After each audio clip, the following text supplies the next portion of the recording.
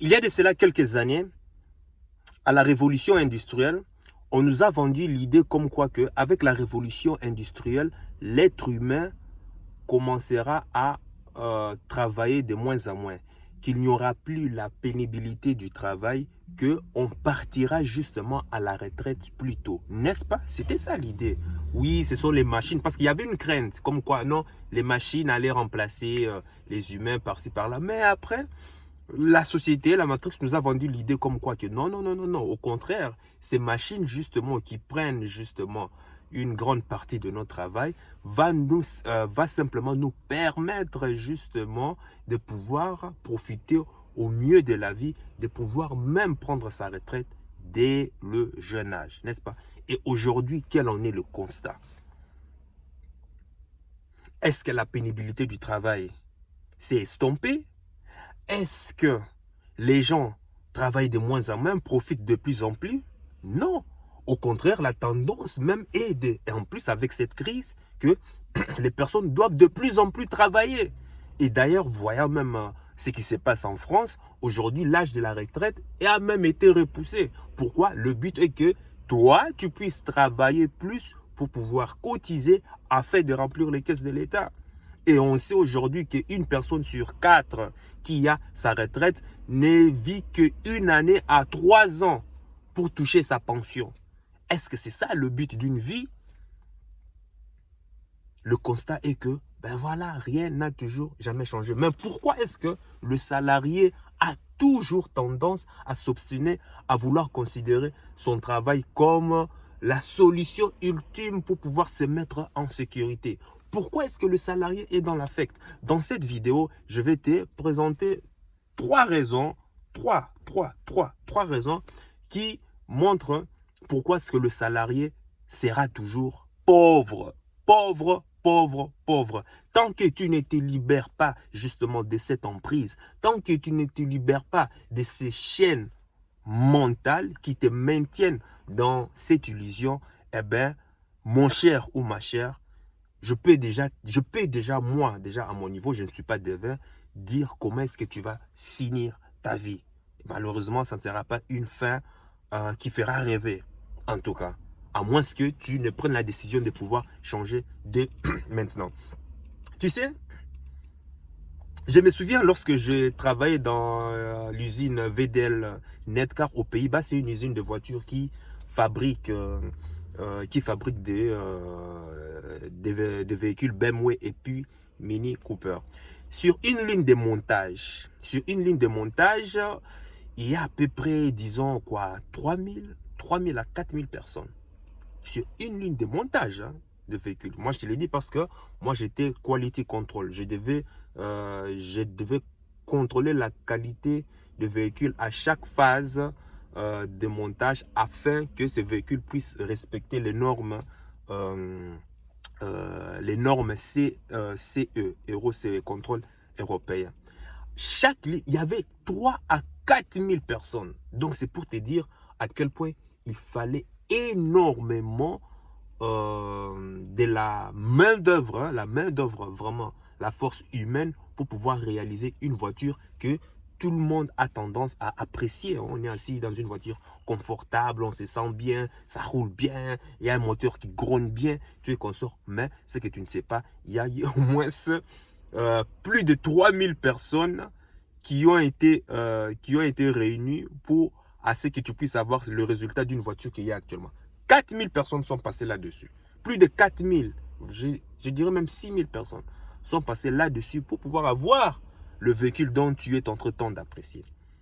Mais aujourd'hui, enfin pas aujourd'hui, depuis quelques années récemment, bon, j'ai travaillé il y a déjà plus de 10 ans, c'est dont je te parle actuellement.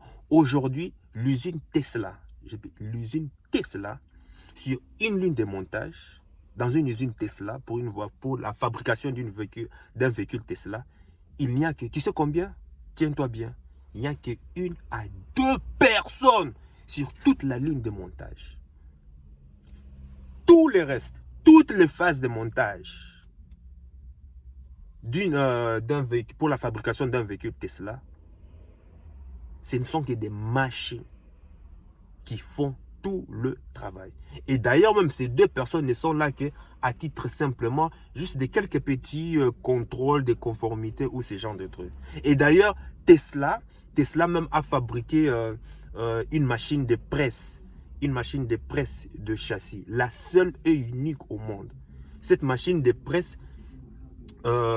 conçoit un châssis, c'est-à-dire conçoit un châssis en un seul, comment dirais-je, en un seul, comment on dit ça en français, asserti, tu vois, un châssis asserti. C'est-à-dire, cette machine de presse qui te sort un châssis tout serti en un seul morceau. C'est la seule et unique société au monde qui possède justement cette machine de presse qui fabrique des châssis sur mesure. Sur mesure. C'est la seule au monde. Et d'ailleurs, c'est un fait exclusivement que pour les voitures Tesla. Parce que les autres automobiles, les autres compagnies ont vu cette tendance, crois-moi, dans les années qui vont suivre, crois-moi, je suis sûr, dans les 5 ans, d'ici même 2030, toutes les autres constructeurs automobiles vont aussi suivre la tendance. Parce que si une machine peut faire le travail de 1000 ou à 2000 personnes, ça c'est du pain béni pour l'entrepreneur, ça. C'est du pain béni pour ton patron. Et voilà ce que pourquoi Tesla, c'est l'une des meilleures entreprises actuellement au monde. Parce qu'en réalité, quand tu vois dans les fondamentaux, Tesla n'a presque rien. Il n'a pas assez de charges pour pouvoir faire tourner ses usines. Parce que ce sont les machines qui font tout le travail. Ces mêmes machines aujourd'hui qui sont rentrées dans nos ménages. Hein? Aujourd'hui, tu es content d'avoir la machine à laver, non? Parce que ça t'évite à pouvoir tout le temps laver la vaisselle avec, comment on appelle ça? De faire la vaisselle avec tes mains, tu es content. On est content de ça, non? Tu es content aussi d'avoir un micro-ondes. Tu es content aujourd'hui d'avoir une machine à lessive, n'est-ce pas? Alors qu'à l'époque, il n'y a même pas de cela longtemps, tout le monde s'est rué pour pouvoir faire la machine à la main. Aujourd'hui, la pénibilité, la force physique est réduite. Ce sont les machines qui font tout à notre place. Le téléphone, et j'en passe. Il y en a aujourd'hui même pour nettoyer. Il y a aujourd'hui des robots pour pouvoir nettoyer. Tu es bien content de cela, n'est-ce pas? Oui, mais est-ce que tu sais l'idée sous-jacente qui se cache derrière? L'idée sous-jacente de ces constructeurs est de pouvoir habituer justement, de pouvoir t'habituer, toi, à ces machines de telle sorte que lorsque les machines vont être optimisées pour pouvoir te remplacer toi dans cette vie, que la masse populaire ne soit pas choquée. Ben oui, c'est ça. Que tu ne sois pas choqué que plus tard, que ça sera une machine qui va maintenant qui va te remplacer dans ton travail, qui va te remplacer même dans la vie de tous les jours. On ne voudra plus de toi. L'avantage des machines, c'est quoi? C'est qu'ils ne protestent pas, ils ne font pas de grève, et la machine est plus performante même que l'humain, parce qu'il a été programmé à ne jamais faire d'erreur, ou du moins moindre, même si l'erreur est, comment on appelle ça, même si l'erreur est, l'erreur est envisageable, mais en tout cas, ces erreurs sont toujours limitées dans une fourchette, une marge de 5% ou même moins. Donc, la machine est très, très, très performante. Donc, l'idée qu'on t'habitue avec tous ces outils robotiques dans ton quotidien, au fait, c'est simplement pour te préparer le jour où la phase finale va être lancée dans le but où tu vas être surpris, mais que même à ton travail, tu seras remplacé par des machines, que ça ne puisse pas justement te donner un choc émotionnel. Tu seras choqué, mais pas tant que ça, parce que tu es déjà habitué dans la vie quotidienne à être remplacé par des machines, par des robots qui font déjà très très bien le taf, n'est-ce pas? Ah ben voilà. Voilà pourquoi j'ai dit que le pauvre est toujours amené, enfin le salarié est toujours amené à être pauvre. Pourquoi? Parce qu'il tombe toujours dans cette illusion de comme quoi, moi j'ai un travail. C'est la première raison. Moi, j'ai un travail bien payé. Moi, je suis bien considéré. Je suis irremplaçable. Pardon? Tu es irremplaçable. Même si tu es le plus doué de n'importe comment. Tu penses que tu es irremplaçable? Tu penses que tu n'es pas irremplaçable? Est-ce que tu sais que 85% des statistiques des StatsBell et puis l'INSEE, non, l'INSEE, non, pas l'INSEE. Bon, StatsBell, en tout cas en Belgique, disent que 85% des métiers vont disparaître d'ici 2030. Et il y a de fortes chances que le métier que tu exerces là actuellement va disparaître et sera remplacé par des robots. Maintenant, toi, tu dis que tu es irremplaçable. Honnêtement, tu penses que tu es irremplaçable? Écoute,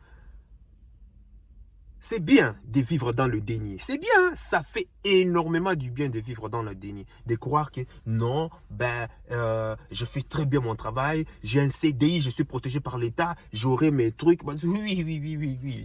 C'est bien de vivre dans le déni. C'est bien de vivre dans le déni. Parce que certains disent que oui, parce que j'aurai mon chômage, et puis voilà, je serai payé. Mais même le chômage sera dégressif. Ils sont là en train de voter ici, comment on appelle ça? Ils sont en train déjà de penser comment pour pouvoir limiter le chômage à 3 mois simplement. 3 mois, ça veut dire quoi? Si tu tombes dans le chômage, tu n'as qu'à 3 mois de chômage où tu dois rapidement faire tout pour pouvoir retourner sur le marché de l'emploi qui est déjà très serré. Et tu vas dire que tu es irremplaçable? Tu vois? L'affect, l'état d'esprit de pauvreté, ça commence par là. Moi, je vais te dire par contre, c'est bien de dénoncer, mais je vais te donner par contre, il y a un accident, voilà, une personne vient de... Bon, c'est les aléas du direct, il y a un accident, une personne vient d'être tamponnée ici devant moi. Bref, donc, quand même, je vais par contre te donner comment est-ce que tu peux savoir auprès de ton entreprise que tu es irremplaçable. Simple, va simplement demander à ton entreprise, écoute, comme je suis un bon salarié, comme je suis un bon travail, que je travaille bien, je voudrais justement avoir aussi les parts de l'entreprise.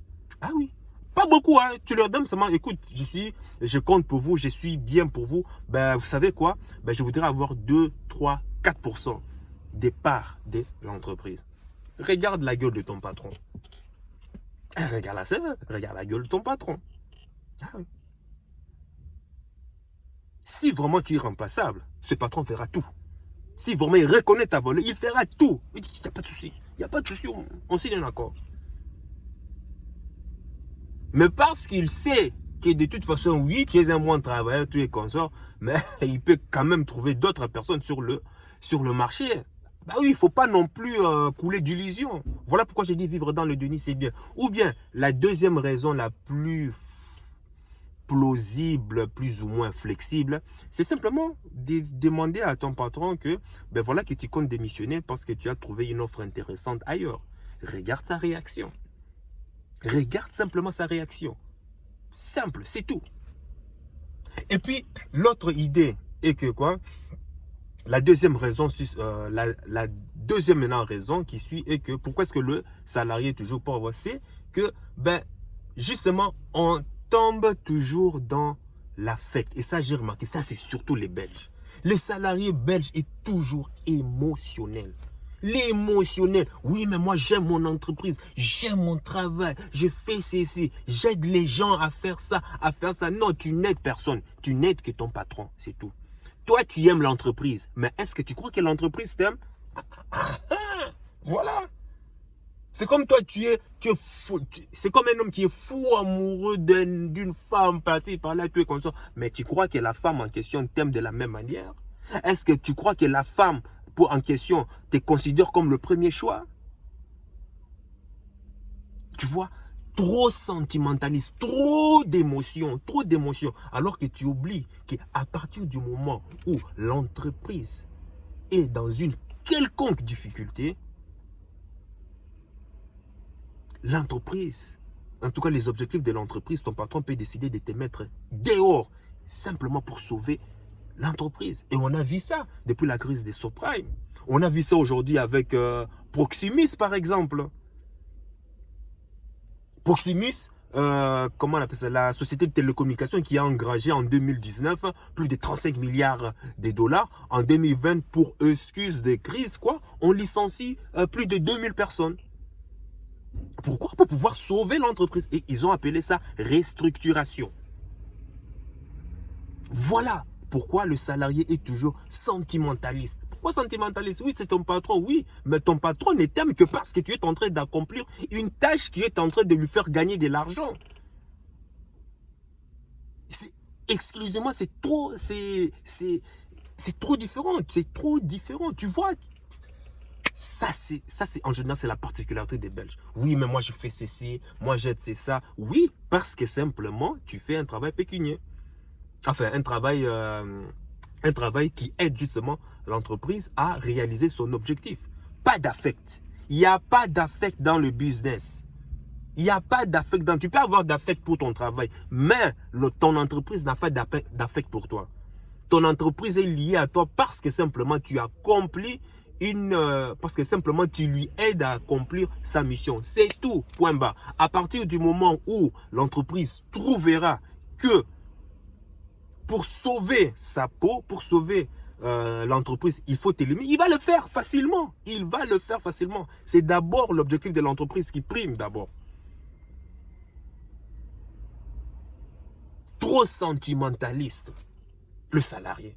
Et cette mentalité va toujours te maintenir pauvre. La troisième raison qui suit cela, c'est que en général, tu verras que les personnes, le salarié n'a qu'une seule source de revenus, un seul robinet qui lui permet soi-disant de vivre dans cette espèce de sécurité, dans cette espèce de confort. Pourquoi est-ce qu'il faut toujours arriver à une situation d'extrême urgence pour que les personnes se rendent compte que mince, j'étais dans l'illusion? C'est comme le cas d'une personne que je connais ici qui travaillait chez UPS. Très bon poste, très bien payé, c'est un bon cadre, tout et consort. Mais il lui est arrivé à un certain moment où il est tombé, comment on appelle ça, la personne était tombée un peu avait une overdose, hein, avait une espèce de overdose, tout et consort. Il a demandé à son entreprise d'avoir, comment on appelle ça, une semaine de comment on appelle ça, de congé parce que c'était trop pour lui. Son entreprise ne voulait pas, justement. Mais il a quand même pris justement ce qu'on appelle des congés maladie. Et tu sais ce qui s'est passé? Eh bon, on lui a mis dehors. On lui a mis dehors. Et aujourd'hui, il est justement en procédure judiciaire pour se battre avec son entreprise pour qu'on puisse lui dédommager. Hein, pour qu'on puisse lui dédommager parce qu'il estime que l'entreprise est en dehors, parce qu'il était tellement submergé. Bon, il était tombé, hein, il était vraiment en overdose, stress, tous ces gens, presque dépression totale, quoi, en fait. Il est en procédure judiciaire avec son entreprise dans le but d'être dédommagé.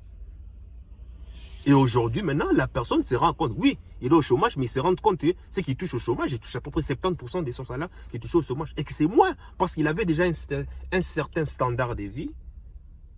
Et à partir du moment où il touche moins, eh ben, ça impacte sa poche. Pourquoi il faut toujours arriver dans ces cas d'extrême pour que les personnes se rendent compte que merde? J'ai dit, mais pendant tous tes 7 ans passés dans ton entreprise, tu as investi dans quoi?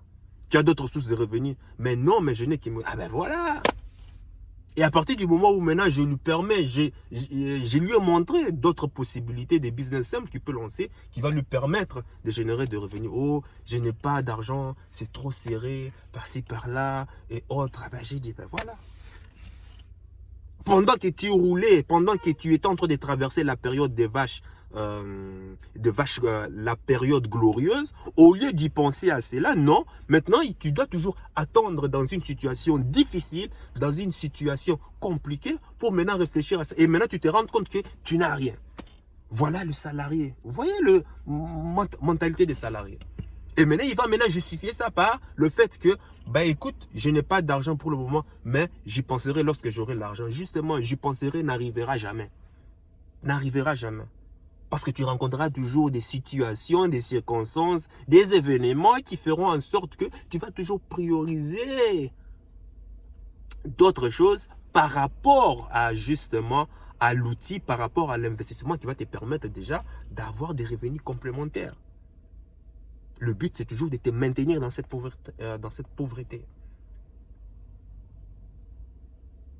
Une seule source de revenus. Tous les milliardaires, Tous les multimillionnaires, on le sait tous aujourd'hui, sont riches parce qu'ils ont des multiples sources de revenus. Mais toi, tu n'es en train de compter sur ton travail. Voilà pourquoi aussi, tu t'accroches simplement à son travail, à travailler dur dans le but d'augmenter tes revenus. Mais qui dit travailler dur, c'est quoi? Faire plus de temps.